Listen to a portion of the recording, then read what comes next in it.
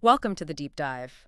We've got a fascinating stack of material in front of us today, all inspired by the enduring philosophy of Henry Ford. Yeah, and this isn't just, a history lesson or looking back at Model Ts. It's really about digging into what still works, these timeless principles that, well, they apply whether you're building a company, leading a team, or even just trying to build a better version of yourself. Exactly. The sources you've shared, they connect ideas from Ford's era to the strategies of modern giants like Apple, Tesla, Toyota, Netflix. Quite a list. Right. Think of them almost like building blocks, like architecture for anything lasting you want to create. And our mission here is really to unpack these principles, find the sharpest insights, and see how they can actually be put into action right now for the challenges you might be navigating. Okay, let's unpack this. So, if we're thinking about building something solid, like that architecture for the future, where does the source suggest we start? It points first to vision, calls it your compass. Why is that so critical, especially, when things get tough? Well, it's fundamental, really.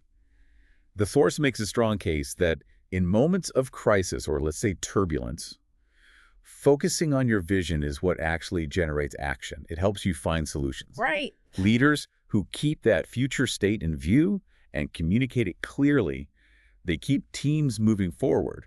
And surprisingly often, they stumble upon answers they just wouldn't have seen if they were only staring at the immediate problems. Yeah, because the opposite is just focusing on the threats, which, like the source says, just leads to paralysis, doesn't it? Exactly. You get so bogged down in what could go wrong, you just stop moving. Precisely. And this isn't just some high-level corporate strategy.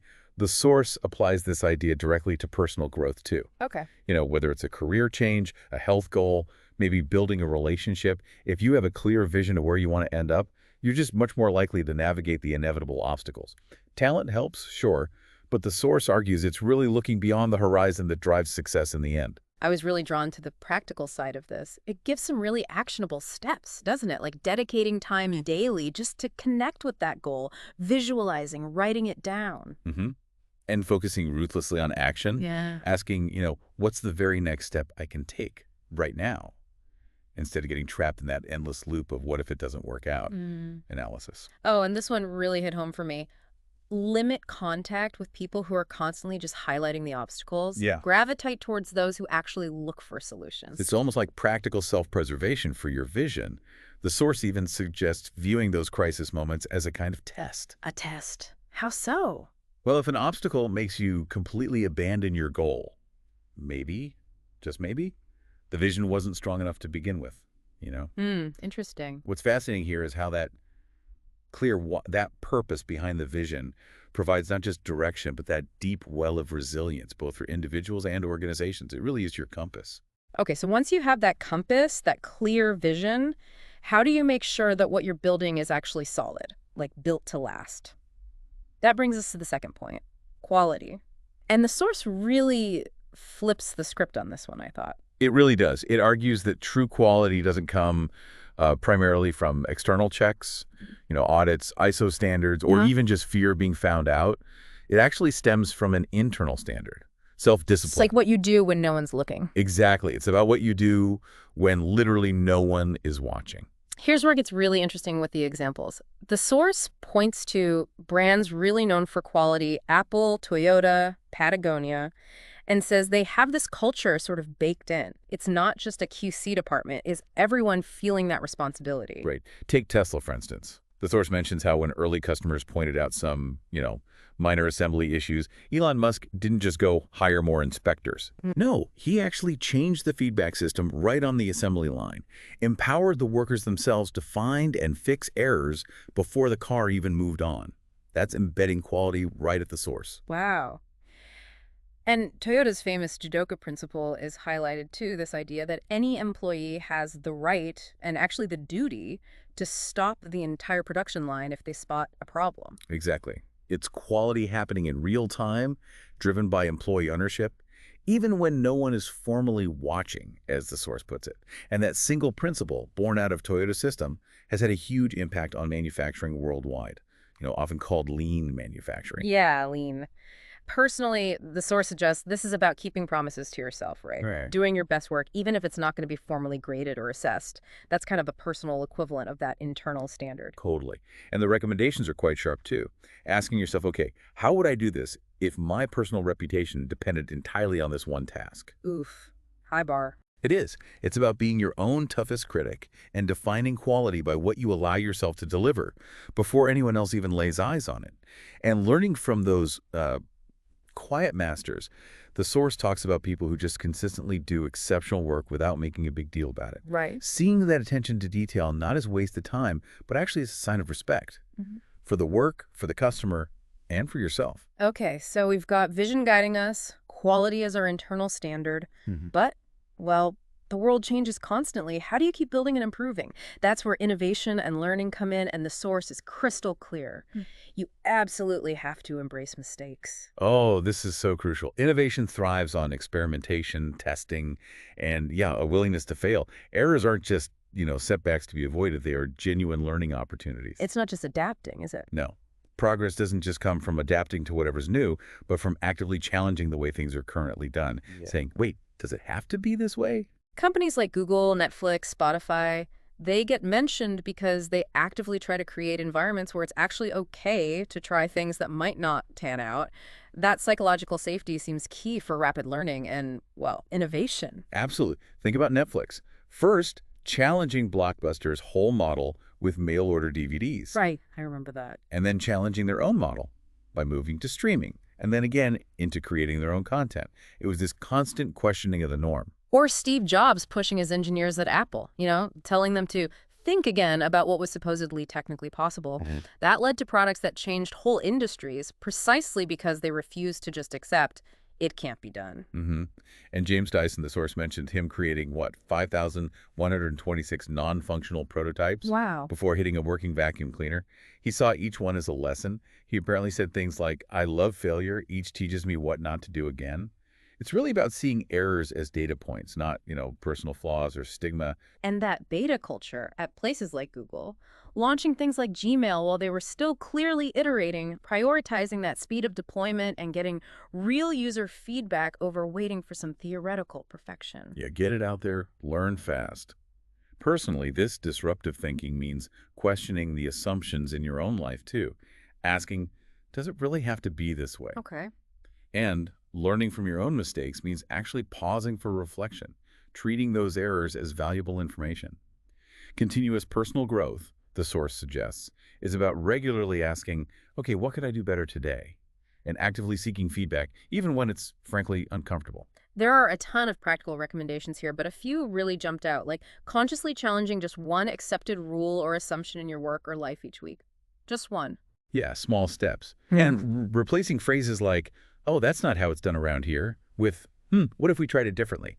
It also really stresses creating an environment, whether that's for yourself or for a team, where questioning norms is actually encouraged, not punished. Because innovation absolutely requires trust. And having rituals around learning from failure, like a quick post-project review, or maybe even keeping a mistake journal just for yourself. It's about actively transforming errors into experience, right? Exactly. Viewing problems not as personal attacks, but more like clues. Clues about where the system, or maybe your own approach, could be improved. It does raise an important question, though, for anyone building something. Which is? How do you find that balance between needing stability and process on one hand, and the absolute necessity for continuous change and learning from the inevitable stumbles on the other? It almost seems like discipline isn't the enemy of creativity, like we sometimes think. Right. It might actually be the structure within which creativity can truly flourish and scale. Okay, principle number 4 gets right to the heart of it, I think. It's all about why we're building anything in the first place. Focus on value and service. The source really boils it down. Solving actual problems for others is the real game. Profit is just the natural byproduct. That's such a powerful reframing, isn't it? It argues that the companies growing fastest didn't start by just chasing profit margins. Yeah. They started by identifying a specific problem, maybe a frustration people had, and then they figured out how to solve it. Right. And focusing on genuinely serving others, it builds loyalty. Not just with customers, but actually within your team too, because they see the real-world impact of what they're doing. Look at Canva.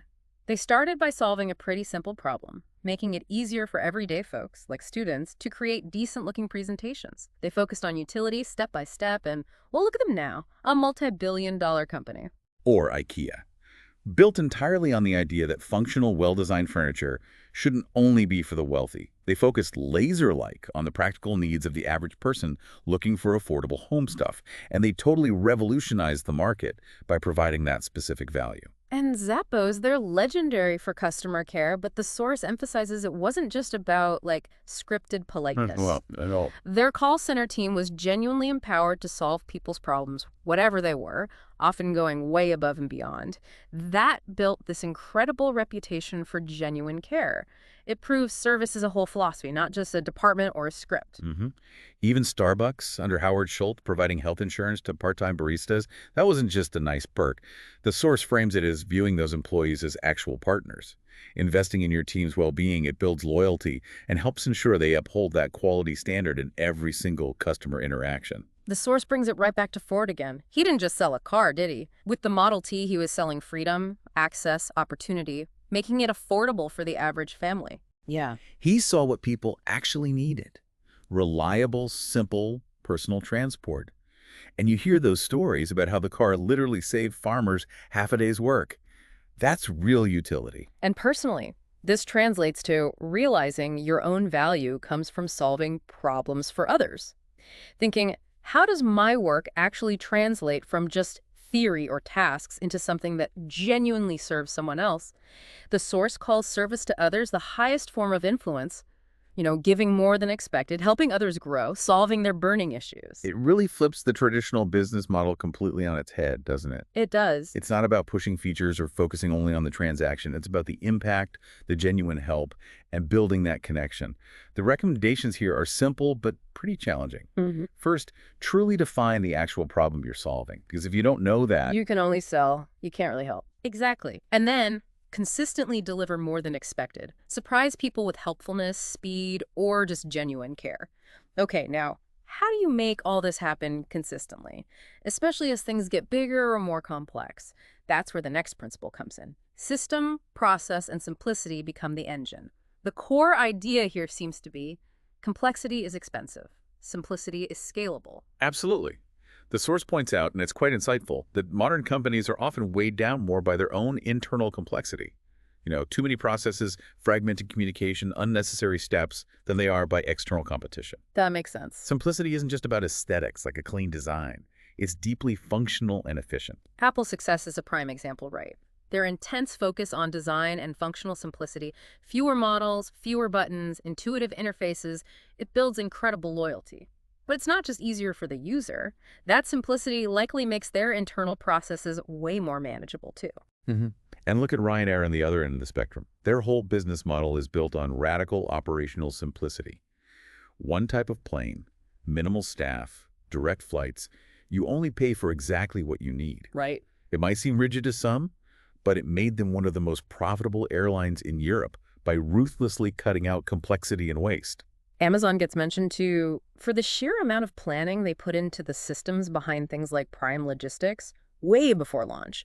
They built that infrastructure ahead of the need, which allowed them to scale incredibly fast and relatively smoothly when demand just exploded. And we absolutely have to mention Toyota again and their famous production system, TPS. It's built on incredibly precise planning of work, of time, of movement, all designed to minimize waste. It wasn't initially about fancy robots. It was about incredibly smart process design. And Kaizen. Right, Kaizen, Yeah. their continuous improvement philosophy, it works because it's built on fixed, repeatable standards that employees understand deeply and can then suggest improvements for. And Ford himself, he invented the assembly line. That was a revolutionary system that broke down a super complex task into simple, repeatable steps. It drastically cut production time and made cars affordable. And introducing interchangeable parts, another system innovation for efficiency and repairability. Yeah, systems thinking. Personally, embracing simplicity is really about freeing up your mental bandwidth. Fewer unnecessary decisions just means more energy for what actually matters. Discipline might not sound glamorous, but building those simple, repeatable habits and routines, that's how you consistently make progress towards your goals. The source encourages actually mapping out your own repetitive tasks, maybe creating a personal manual or routine for them, and constantly asking for yourself and maybe your team, what steps or processes here aren't really adding value? Where can we simplify things? Yeah, cut the waste. And planning isn't just for huge projects. It should be a daily or weekly habit. Mhm. As the source puts it, companies tend to grow at the speed of their preparation. Mm. For you personally, it's asking, okay, what am I doing today to build the future I actually want? Knowing what you're doing and why and having a system for it, that's what wins in the long run. So, what does this all mean? It seems like discipline and system aren't the opposite of creativity or flexibility at all. No, quite the opposite. They actually provide the robust framework that allows creativity and flexibility to scale and endure over time. Okay, let's try and tie a lot of this together now by talking about leadership and culture. The source makes a really strong case here that culture built on that shared vision we talked about, plus trust, clear values, and really investing in your people is perhaps the most enduring competitive advantage you can have. Yeah, it argues that leaders don't just, manage tasks and deadlines. They inspire enthusiasm. Hmm. They model the behaviors they actually want to see in the organization. Strong values aren't just nice words on a poster. They're the foundation that provides stability when everything else seems to be changing. Think about Lego bouncing back from near bankruptcy. The source attributes that turnaround partly to reconnecting with their core culture, that shared enthusiasm for creativity, for Yeah. building, but also simplifying their product lines and really empowering their fan base. hmm And Amazon's ownership culture, encouraging every single employee to take responsibility and solve problems without making excuses, that's cited as a key driver of their relentless improvement cycle. Or Apple's decision to go all in on the iPhone, even when there was internal skepticism and market norms pushed against it. That shows a courage rooted in a core value of innovation, right? Mm, A willingness to do the difficult things others won't. absolutely. Or look at Microsoft under Satya Nadella. Huh. They consciously shifted the culture towards being a learn-it-all organization, valuing curiosity and growth, rather than being a know-it-all one. That shift fundamentally changed their trajectory and really fostered innovation. Going back to Ford again, his famous decision to double workers' wages. The source argues it wasn't just altruism. He fundamentally understood that satisfied, well-treated people build a better company. Things like fair pay, showing respect by actually spending time on the factory floor, learning from the workers that built loyalty and attracted top talent. Exactly. And Starbucks investing in health insurance for part-timers, Zappos empowering their customer service team to go completely off script to help someone. These are clear examples of building loyalty and a strong culture by truly serving your own team first.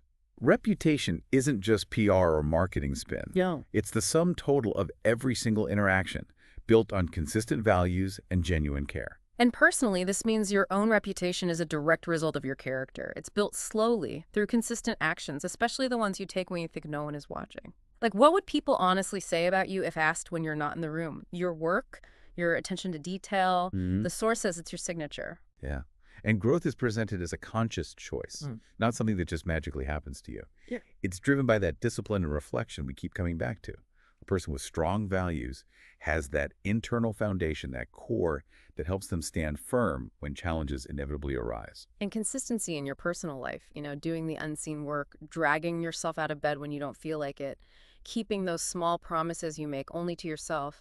That's what builds real self-confidence over time. Perseverance isn't just about brute force. It's the powerful inertia of good habits and deeply held values.